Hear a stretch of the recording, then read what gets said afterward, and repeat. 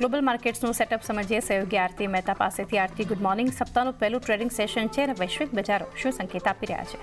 Good morning ચાંદી. અને global સંકેતોની વાત કરી લઈએ તો પોઝિટિવ સંકેતો જ આપણને મળતા દેખાયા છે. યુએસના ઇન્ડાયસીસ, ત્રણેય ઇન્ડાયસીસમાં એક સારી તેજી આપણે જોઈ હતી. શુક્રવારે ખાસ કરીને ડાઉ જોન્સની વાત કરી લઈએ તો અહીંયા લગભગ 450 પોઈન્ટ્સની પોઝિટિવિટી જોઈ હતી. અને S&P 500ની જો આપણે વાત કરી લઈએ તો ફેબ્રુઆરી 2025 બાદ 6000ની ઉપર જે છે તે આપણને ક્લોઝ S&P 500માં આવતું દેખાયું છે. નાસ્ડેકની વાત કરી લઈએ તો અહીંયા પણ રેકોર્ડ સ્તરેથી માત્ર 3% જે છે તે ઇન્ડાયસ આપણને દૂર રહેતું દેખાયું છે. એટલે એક સારી ખરીદારી આપણને ઇન્ડાયસીસમાં બનતી દેખાઈ રહી છે. જે રીતે ડેટા આવતા દેખાયા છે નોન ફાર્મ પેરોલના, એને લીધે એક પોઝિટિવિટી આપણને યુએસ માર્કેટમાં બનતી દેખાઈ હતી. હવે આ ડેટાની વાત કરી લઈએ તો યુએસના જે નોન ફાર્મ પેરોલના ડેટા આવ્યા છે, જો આપણે જોઈએ તો જાન્યુઆરીમાં વાત કરી લઈએ તો જે આપણને 1.11 લાખ પર રહેતા દેખાયા હતા, એપ્રિલમાં 1.47 લાખ પર હતા, તે ઘટીને મે મહિનાની વાત કરી લઈએ તો 1.39 લાખ પર આપણને આવતા દેખાઈ રહ્યા છે. તો આ એક નંબર જે છે તે આપણને અહીંયા સારા આવતા દેખાઈ રહ્યા છે. બેરોજગારી દરમાં જોઈએ તો અહીંયા એક ઘટાડો આપણે જોઈ રહ્યા છે.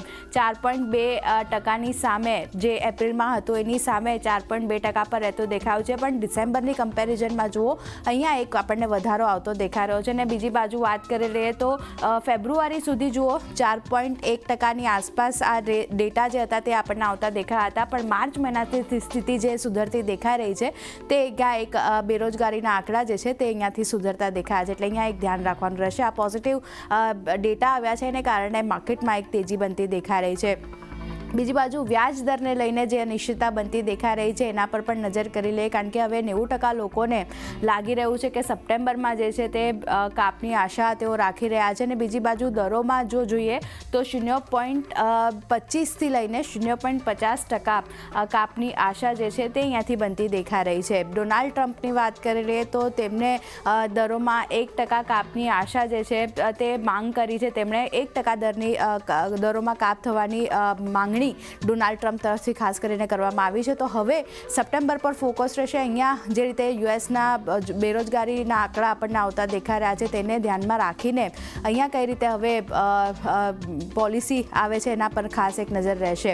યુએસ ચાઇના વચ્ચે ખાસ કરીને જે થોડા વાતચીત જે છે તે આપણને આગળ વધતી દેખાઈ રહી છે, કારણ કે ટ્રમ્પનું કહેવું છે કે લંડનમાં વાતચીત ફરી શરૂ તેમણે કરવાની જાહેરાત કરી છે. એની સાથે જો સ્કોટ બેસેન્ટ છે, હોવર્ડ લુટનિક છે, જેમનીસ ગ્રીક, આ ખાસ કરીને આ વાતચીતના મુખ્ય પ્રતિનિધિઓ જે છે તે અહીંયાથી બનતા રહેતા જોવા મળશે યુએસ તરફથી.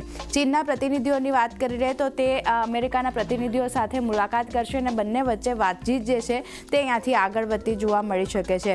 પણ બીજી બાજુ ટ્રુથ સોશિયલ મીડિયા પર ખાસ કરીને ટ્રમ્પ તરફથી નિવેદન આવતા દેખાયા છે. અને આ પોઝિટિવ નિવેદન છે એટલા માટે કારણ કે તેમનું કહેવું છે કે ચીન સાથેની બેઠક જે છે તે સારી રહેવાની આશા અત્યારે તેઓ દર્શાવી રહ્યા છે. અને બીજી બાજુ ચાઇના તરફથી જે સંકેતો મળતા દેખાઈ રહ્યા છે તો અમુક રેર અર્થ મેગ્નેટ્સ જે છે એના એક્સપોર્ટમાં ખાસ કરીને ચાઇના તરફથી મંજૂરી મળતી જોવા મળી શકે છે.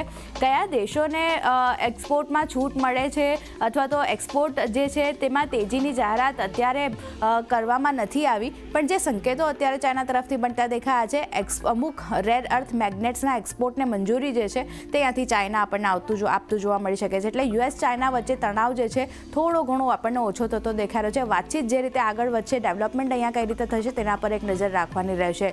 પણ બીજી બાજુ રશિયા યુક્રેન યુદ્ધ હજી પણ અહીંયા ચિંતા બનતી દેખાઈ રહી છે.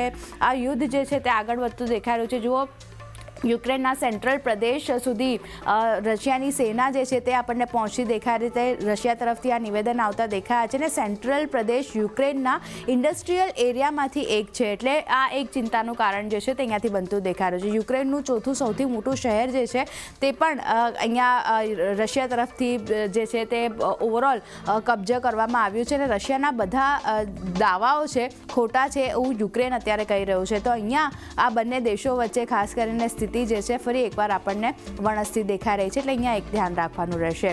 બીજી બાજુ ટ્રમ્પ અને મસ્ક આ બંને વચ્ચે જે મિત્રતા હતી તે અહીંયાથી થોડી ઘણી પૂરી થતી દેખાઈ રહી છે. એના પર એક ક્વેશ્ચન માર્ક હજી પણ બનતો દેખાયો છે, કારણ કે ટ્રમ્પ તરફથી એવા નિવેદન આવ્યા છે કે મસ્ક સાથે વાતચીત કરવામાં તેઓ કોઈ રસ નથી રાખી રહ્યા અને તેમના સારા સ્વાસ્થ્યની તેઓ જે પ્રાર્થના છે તે અત્યારે કરી રહ્યા છે. અને બીજી બાજુ ધમકી પણ ટ્રમ્પ તરફથી આપવામાં આવી છે મસ્કને. તેમનું કહેવું છે કે ડેમોક્રેટિક ઉમેદવારો જે છે તેમને મસ્ક અહીંયાથી ફંડિંગ ન કરે, અને જો મસ્ક ફંડિંગ કરે છે ઉમેદવારોને તો પછી તેમણે ગંભીર પરિણામો ભોગવવા પડશે. એટલે આ એક ધમકી પણ ટ્રમ્પ તરફથી મસ્કને મળતી દેખાઈ રહી છે. એટલે ટ્રમ્પ અને મસ્ક વચ્ચે પણ જે આપણે જોઈ રહ્યા છે તણાતણી ચાલી રહી છે તે પણ એક અહીંયા ફોકસમાં રાખવાનું રહેશે. ઘણા બધા ડેટા આપણને આ સપ્તાહ દરમિયાન આવવાના છે, જેમાં યુએસના સીપીઆઈ પર ખાસ ફોકસ રાખવાનું રહેશે, કારણ કે મે મહિનામાં મોંઘવારી દર 2.9% સુધી પહોંચવાની આશા બનતી દેખાઈ રહી છે. એટલે અહીંયા એક ફોકસ રાખવાનું રહેશે. અને યુએસમાં મોંઘવારી જે છે તે આ વર્ષના શિખર પર પહોંચવાની આશંકા બનતી દેખાઈ રહી છે. જો મોંઘવારી વધવાની આશંકા છે, બીજી બાજુ સપ્ટેમ્બરમાં રેટ કટની આશા પણ બનતી દેખાઈ રહી છે. એટલે આ એક ફરી એકવાર અનિશ્ચિતતા આપણને અહીંયા બનતી દેખાઈ રહી છે, કારણ કે જેરોમ પોવેલ કહી રહ્યા છે કે મોંઘવારી દર જ્યાં સુધી કંટ્રોલમાં નહીં આવે ત્યાં સુધી તેઓ વ્યાજ દરમાં કાપ નહીં કરે. અને મોંઘવારી મંથ ઓન મંથ બેઝિસ પર જોઈએ તો 0.3% વધારો આપણને થતો જોવા મળી શકે છે. એટલે આ એક ડેટા ખાસ કરીને સીપીઆઈના ઇમ્પોર્ટન્ટ રહેશે.